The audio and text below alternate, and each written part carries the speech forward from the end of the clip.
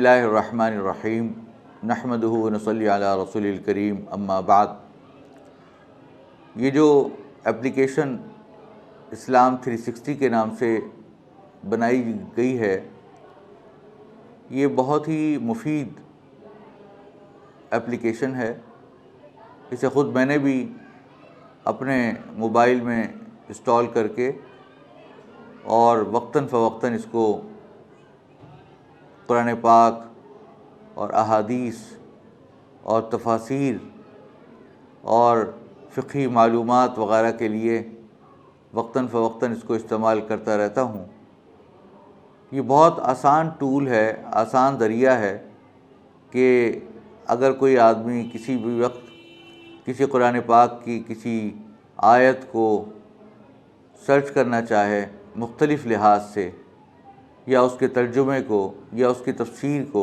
یا اس کے موضوعات کو، یا اسی طرح احادیث کو، تو اور احادیث کے اندر بھی سیاہ ستہ وغیرہ کی جو احادیث ہیں وہ شامل ہیں۔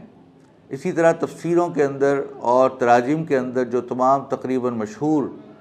تفاسیر اور تراجم ہیں، ترجمے ہیں، وہ سب اس میں شامل کیے گئے ہیں اور مستقل اس کو اپڈیٹ کیا جاتا رہا ہے۔ تو الحمدللہ یہ بہت خوشی کی بات ہے کہ یہ قرآن پاک کے لیے یہ خدمت کرنا، اور تاکہ لوگوں کو قرآن کریم تک رسائی آسان ہو، اور چاہے مسلمان ہوں یا نان مسلم وہ قرآن پاک کو مطالعہ کر سکیں، کیونکہ قرآن پاک ایک ہدایت ہے، ہدایت کا ذریعہ ہے بہت بڑا۔ جتنا اس کو ہم پڑھیں گے، جتنا اس کو سمجھیں گے، اتنا ہمارے دل میں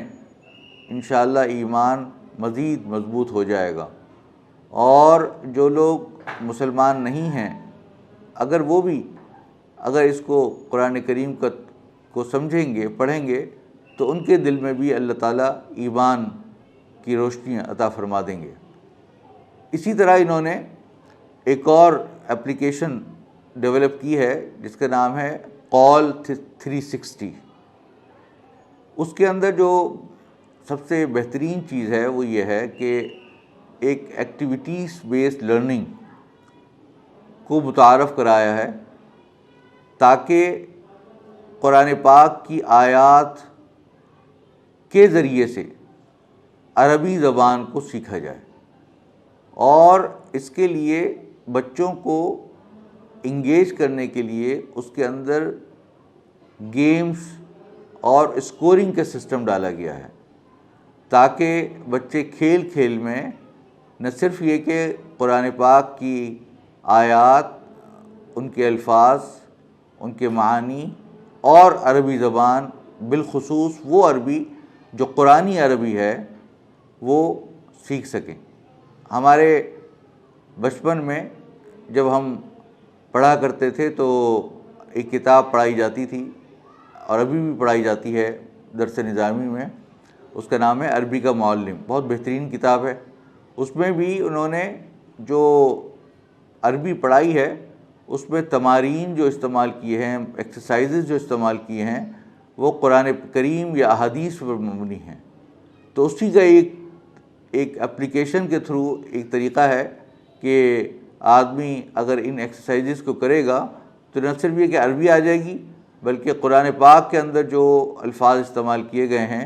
وہ الفاظ کو بولنا اور ان کے ترجمے اور معنی بھی سمجھ میں آ جائیں گے۔ اسی طریقے سے انہوں نے